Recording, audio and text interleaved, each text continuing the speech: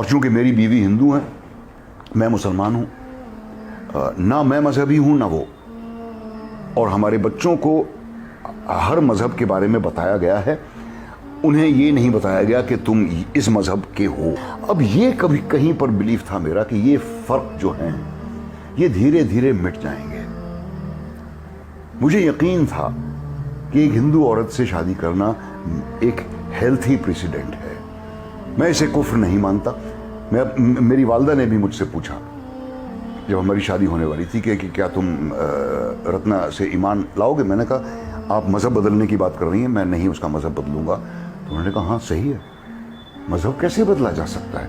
اب میری امی جو بنا پڑھی لکھی تھی، ایک بہت ہی آرتھوڈاکس قسم کے گھر میں ان کی تربیت ہوئی تھی، 5 وقت کی نمازی تھیں، زندگی بھر انہوں نے پورے روزے رکھے، حج بھی کیا، سب کچھ، لیکن انہوں نے تک یہ کہا کہ جو باتیں تمہیں بچپن میں سکھائی گئی انہیں بدل کیسے سکتے ہو؟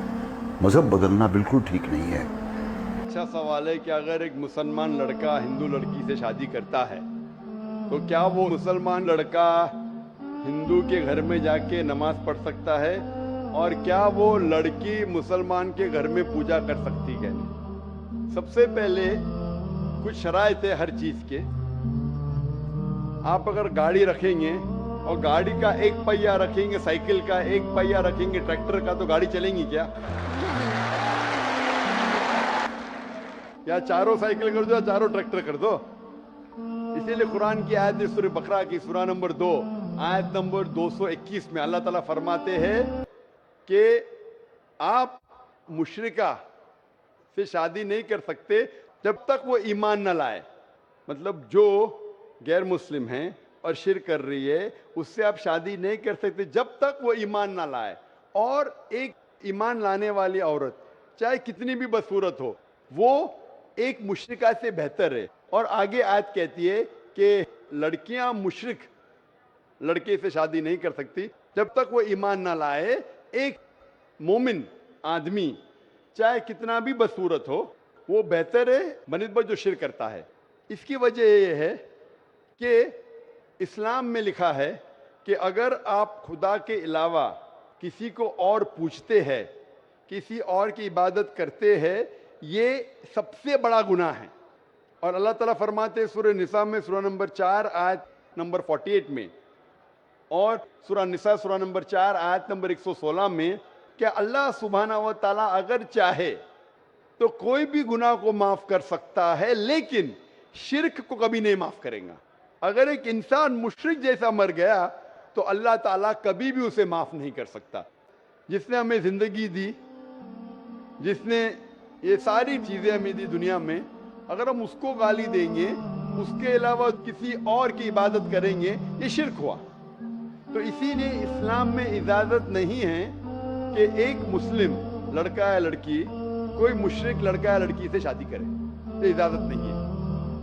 جہاں تک کہ سوال ہے کہ ایک عام مسلمان ہندو گھر میں نماز پڑھ سکتا ہے، اگر اس کے سامنے کوئی مورتی نہیں ہے تو وہ نماز کہاں بھی پڑھ سکتا ہے اگر جگہ صاف ہے۔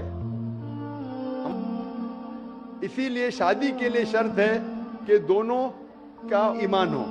اور اگر آپ ہندو مذہب پڑھیں گے تو ہندو مذہبی کتاب میں بھی یہی لکھا ہے جو میں نے پہلے پیش کیا، پہلا جو سوال تھا بھائی صاحب کا، اور میں نے کہا کہ ہندو مذہب میں بھی یہی لکھا ہے، نا تس پتیماستی، اس ایشور، اس بھگوان، اس خدا کا نہیں، کوئی مورتی نہیں، کوئی فوٹوگراف نہیں، کوئی پینٹنگ نہیں، کوئی پورٹریٹ نہیں، کوئی آئیڈل نہیں، کوئی اسٹیچو نہیں۔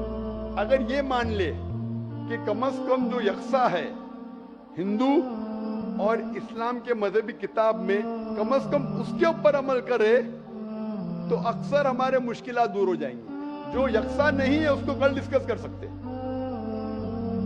اور اگر آپ تحقیق کرتے ہندو مذہب کی کتاب پڑھتے اور اسلام مذہب کی کتاب پڑھتے، دونوں میں لکھا ہے خدا ایک ہے، دونوں میں لکھا ہے کہ خدا کا کوئی بت نہیں ہے، دونوں میں لکھا ہے کہ خدا کے علاوہ کسی اور کی عبادت نہیں کرنا چاہیے، دونوں میں لکھا ہے کہ آخری پیغمبر محمد صلی اللہ علیہ وسلم میں، دونوں میں لکھا ہے کہ شراب نہیں پینا چاہیے۔ میں حوالے دے سکتا ہوں اور میں تقریر ایک دیا ہوں، سملیرٹیز بٹوین اسلام اینڈ ہندوازم، اسلام اور ہندوازم میں یکسانیت، دونوں کتاب میں ہے۔ آپ اگر پڑھیں گے قرآن مجید میں سورہ مائدہ سورہ 5 آیت نمبر 90 میں لکھا ہے کہ شراب پینا حرام ہے. اب Manusmriti chapter number 9 verse number 225 پڑھیں گے, اس میں لکھا ہے کہ شراب پینا حرام ہے. قرآن میں لکھے سورہ مائدہ سورہ نمبر 5 آیت نمبر 3, سورہ بقرہ سورہ نمبر 2 آیت نمبر 173, سورہ انعام سورہ نمبر 6 آیت نمبر 145 اور سورہ نحل چیپٹر 16 ورس 115 میں حرمت علیکم المیتۃ والدم ولحم الخنزیر وما اہل لغیر اللہ بھی. کیا آپ کے لیے حرام ہے مرا ہوا گوشت, خون, سور کا گوشت اور وہ کھانا جس کے اوپر اللہ کے علاوہ کسی اور کا نام لیا گیا ہے. آپ اگر ہندو مذہبی کتاب پڑھیں گے اس میں بھی لکھا ہے کہ سور کا گوشت کھانا حرام ہے. اگر آپ تحقیق کریں گے کافی یکسانیت ہے.